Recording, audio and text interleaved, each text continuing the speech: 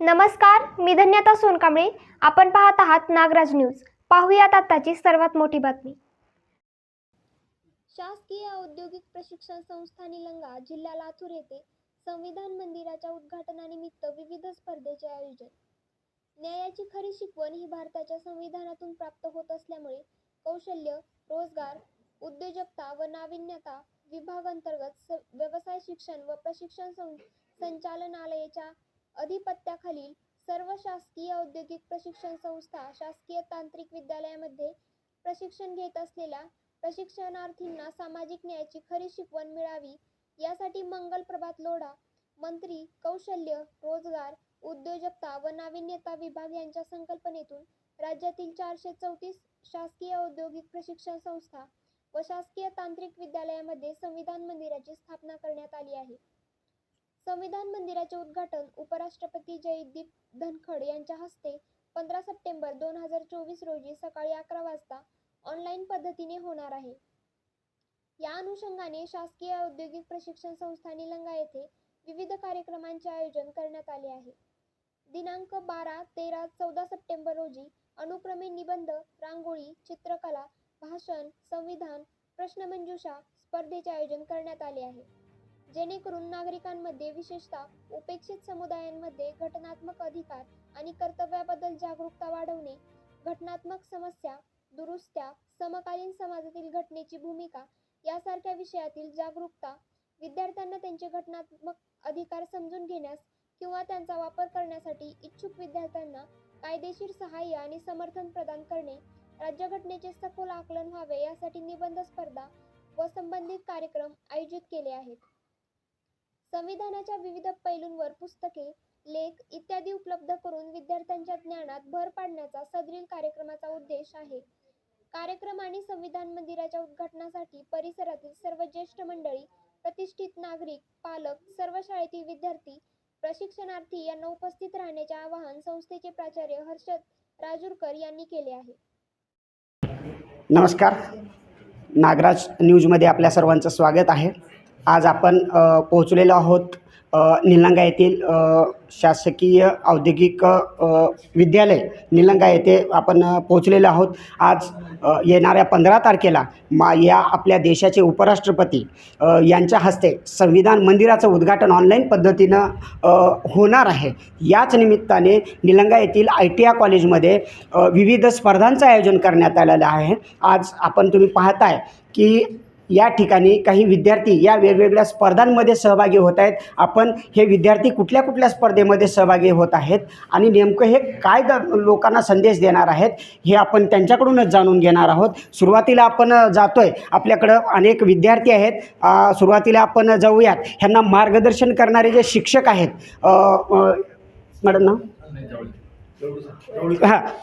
तर या विद्यार्थ्यांना मार्गदर्शन करणाऱ्या शिक्षिका या ठिकाणी उपलब्ध आहेत. आपण सुरुवातीला त्यांच्याकडून जाणून घेणार आहोत की या कार्यक्रमाचं आणि या स्पर्धेचं नेमकं उद्देश काय. मॅडम, आज आपण या आपल्या कॉलेजमध्ये विविध स्पर्धांचं आयोजन केलेलं आहे, नेमकं काय उद्देश आहे? विद्यार्थ्यांना विविध स्पर्धेविषयी माहिती व्हावी. इव्हन फक्त ITI म्हणूनच याच्यामध्ये प्रशिक्षणच नाही, तर याच्यामध्ये आणखीन काही गोष्टींना, कलागुणांना वाव देण्यासाठी हे स्पर्धा घेतल्या जातात. आणि विशेष म्हणजे या संविधान उद्घाटनासाठी हे वेगवेगळे कार्यक्रम आम्ही घेतोय. त्याच्यामध्ये रांगोळी आणि चित्रकला, निबंध स्पर्धा ह्या स्पर्धा घेत आहोत.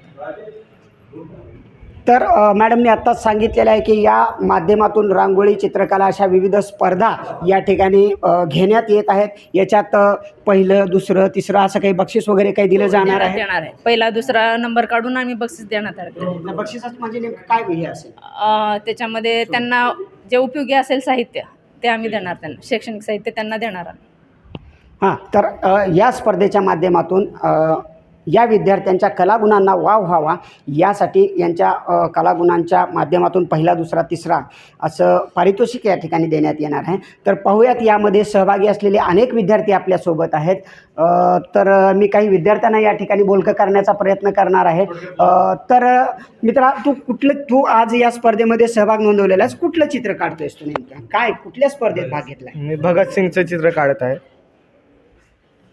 काय तुझा उद्देश काय नेमका? भगतसिंगाचं चित्र काढतो, पण त्यातून तू काय संदेश देणार आहेस? काय मी बोल बोल. ते काय बोलावं काय विसर. अच्छा, तर हा थोडंसं लाजळू विद्यार्थी आहे, त्याच्यामुळं थोडंसं बोलण्यास भीती आहे. याच्यानंतर आणखीन काही विद्यार्थी आपल्या समेत जोडले जाणार आहेत. दादा, तुझं नाव काय आहे? सुरुवातीला काय सांगशील? माझे नाव स्वप्नील बालाजी चौधरी. मी लांबजण येथे राहतो. मी आपल्या महाराष्ट्राचे कुलदैवत श्री छत्रपती शिवाजी महाराज यांचे छायाचित्र काढतो आहे. तरी आपल्या महाराजांनी अवघ्या 16व्या वर्षापासून त्यांचे स्वप्न होते की आपले महाराष्ट्राचे स्वराज्य म्हणजे स्वतःचं राज्य नसून हे सार्वजनिक जनतेचं राज्य आहे. त्यांचं स्वप्न होतं की असं आपलं राज्य हो. यामुळे त्याने आपले स्वप्न पूर्ण झाले आहे त्यांचं. एवढे बोलून मी भाषण बोलून करतो.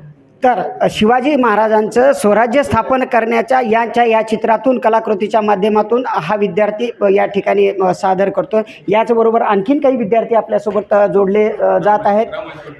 तर या ठिकाणी काही मुलीसुद्धा आपल्यासोबत जोडल्या जात आहेत. रांगोळीच्या माध्यमातूनही काही चित्रकला काढण्याचा प्रयत्न करत आहेत. तर मी सुरुवातीला तुझं नाव सांग आणि तू कुठल्या स्पर्धेत भाग घेतला आहे? माझे नाव धनवती शिल्पा. मी धन्यगावमध्ये राहते आणि आम्ही महात्मा ज्योतिबा फुले यांचे चित्र काढत आहोत. तरी ते पहिली महिला शाळा काढलेत आणि त्यांच्यामुळं आम्ही या स्तरावर आलो, म्हणून आम्ही त्यांचं चित्र काढतो. खूप सुंदर असा विषय आहे. महात्मा फुले यांनी महिलांसाठी पहिली शाळा सुरू केली. त्याचा आदर्श घेऊन या विद्यार्थिनीने महात्मा फुलेंचं चित्र रेखाटण्याचा या ठिकाणी प्रयत्न केलेला आहे. आणखीन काही विद्यार्थी आपल्यासोबत जोडले जात आहेत. तुझं नाव काय? तू काय सांगशील? तू कुठल्या स्पर्धेमध्ये सहभाग घेतला? रांगोळी स्पर्धा. रोहिणी गाडा. काय तुझ्या रांगोळी म्हणजे काय संदेश देणार? महात्मा फुलेची रांगोळी काढते. काय संदेश असेल तुझ्या रांगोळीचा? त्यांना महिलाच्या शिक्षणासाठी सल्ला दिला व त्यांची शाळा काढली. हां, तर मुलींमध्ये महात्मा फुले यांनी शिक्षणाची गंगा, महिलांसाठी शिक्षणाची गंगा या ठिकाणी निर्माण केली. त्यांच्या प्रतिमेच्या माध्यमातून, रांगोळीच्या माध्यमातून हे विद्यार्थी महात्मा फुलेंचं रेखाचित्र या ठिकाणी सादर करत आहेत. याचबरोबर येणाऱ्या 15 तारखेला येथील औद्योगिक प्रशिक्षण संस्थेमध्ये उपराष्ट्रपती यांच्या हस्ते ऑनलाईन पद्धतीनं संविधान मंदिराचं उद्घाटन केलं जाणार आहे. या ठिकाणी या कॉलेजचे प्राचार्य आपल्यासोबत जोडले जात आहेत. तर मी त्यांना आपण विचारूयात की नेमकं संविधान मंदिर याचा नेमका उद्देश काय आहे आणि नेमकं यामागची पार्श्वभूमी काय आहे, हे सर्व गोष्टी या ठिकाणी आपण त्यांच्याकडून जाणून घेणार आहोत. आज खरं तर आपण निलंगा येथील औद्योगिक प्रशिक्षण संस्थेमध्ये या ठिकाणी दाखल झालेलो आहोत. आपल्यासोबत आपण नक्कीच या विद्यार्थ्यांच्या कलागुणांना वाव देण्याचा आपण प्रयत्न करतो आहे. तर या ठिकाणी आपल्यासोबत जोडले जात आहेत प्राचार्य, गट निदेशक पांचाळ सर आपल्यासोबत जोडले जात आहेत. त्यांच्याकडून आपण जाणून घेणार आहोत की नेमकं संविधान मंदिर नेमकं याचा काय उद्देश आहे आणि काय सांगाल तुम्ही? एक मिनिट थोडं बरं बघूया. तर सरांना अशी विनंती आहे की नेमकं संविधान मंदिर याच्याबद्दल नेमका याचा उद्देश काय आहे, काय सांगाल? याच्यामधील प्रश्नार्थ्यांना पूर्ण शिकवण मिळावी, न्याय, बंधू, समता आहे ना, त्यांना संविधानाविषयी माहिती मिळावी यासाठी संविधान मंच आपण आयोजन केलेलं आहे. पूर्ण स्थापन करण्यात आपल्या प्रत्येक आयटममध्ये झाले सर महाराष्ट्रामधल्या. याच्यामध्ये बंधुत्व भावना, मुलांना संविधानाची माहिती मिळावी, न्याय, कायदे कळावे यासाठी हा कार्यक्रम आयोजित केलेला आहे. 15 सप्टेंबरला माननीय उपराष्ट्रपतीच्या हस्ते ऑनलाईन हा कार्यक्रम पद्धतीने आयोजित केलेला आहे. तर येणाऱ्या 15 तारखेला उपराष्ट्रपती यांच्या हस्ते ऑनलाईन पद्धतीनं या संविधान मंदिराचं उद्घाटन होणार आहे, असं आव्हान या ठिकाणी गट निदेशक पांचाळ सर यांनी केलेलं आहे. नागराज न्यूजच्या माध्यमातून आम्ही आपण सर्व प्रेक्षकांना आवाहन करतो आहे की येणाऱ्या 15 तारखेला संविधान मंदिर पाहण्यासाठी निलंगा येथील औद्योगिक प्रशिक्षण संस्थेमध्ये आपण अवश्य भेट द्यावी. ताज्या बातम्या पाहण्यासाठी आजच आमच्या चॅनलला लाईक, शेअर आणि सबस्क्राईब करा.